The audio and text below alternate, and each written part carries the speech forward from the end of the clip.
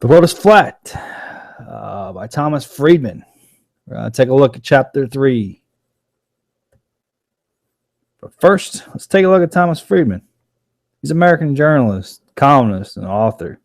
He's a 3-time Pulitzer Prize winner for his work at the New York Times, 1 for his commentary and 2 for his international reporting. He currently writes a weekly column for the New York Times, and he writes extensively on foreign affairs, globalization, environmental issues, global trade, and the Middle East. The world is flat. You hear this a lot. It's the title of the book. But what does it mean?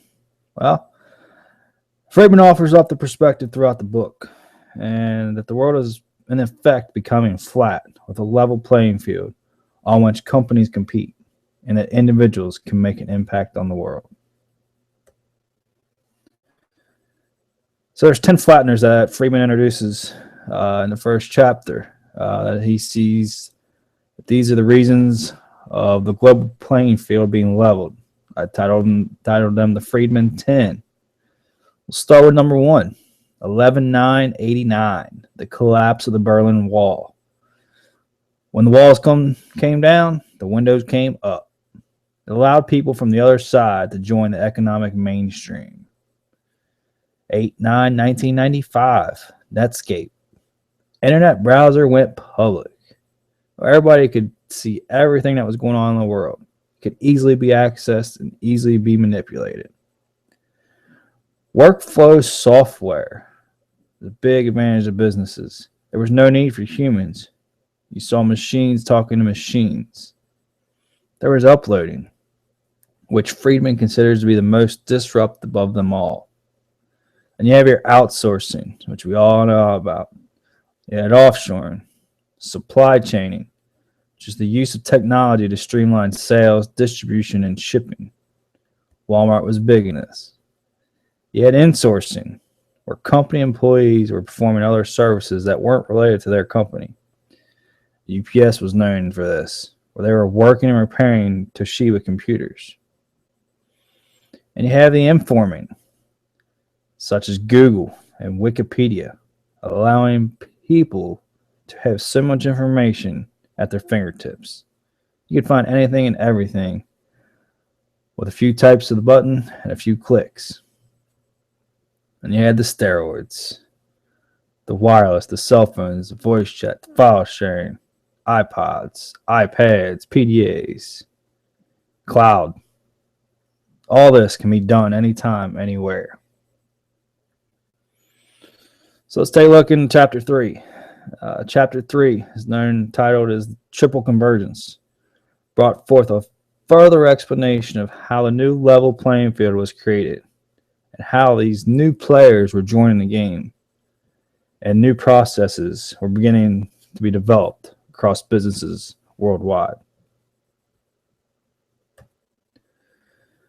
Chapter 3 again, the triple convergence. The first convergence, the 10 flatteners spread, take root, and connect and intertwine with each other to work their magic on the world.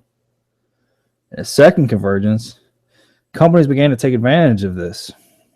They moved from a vertical chain of command to a horizontal chain of command for value creation and better productivity. In the third convergence, globalization began to be driven by individuals and not by government agencies. You had Indians, Chinese, Russia, and other Eastern European countries all able to innovate without having to relocate. Let's take a closer look at the first convergence. Started in 2000, when the 10 flatteners converged on such a scale and with so much intensity that many people across the world feel the thrill of something new coming along. You get in touch with anyone from anywhere. Take a look. They also had competition globally, not only for jobs, but business in its own sense. People were doing things that they didn't ever think they'd be able to do, like Skype, FaceTime. The second convergence was big on productivity, as it increased with this new technology that was coming. It brought in new ways of doing business. Horizontalization led to the emergence of improved management practices and infrastructure to boost productivity. Walmart was huge. They jumped right in. They were able to see what was being taken off the shelf in Kansas City and then be able to connect to a supplier in China. And third convergence is where all the players joined the field. You had 3 billion people now available to join this playing field. But some found it just as easy to stay and work in India rather than apply for a work visa. Discovery and innovation were at a whole new level. What does the future hold? Technology has transformed every aspect of business, and it will continue to do so. The future is bright, as we need more individuals to understand the larger scale of the 10 flatteners and take them to a whole nother level. We're starting to see it now, as you see more companies looking for innovators, business consultants, analysts, designers, IT specialists. You can see it here at NKU. The business informatics major is booming. It's on the rise. Thank you.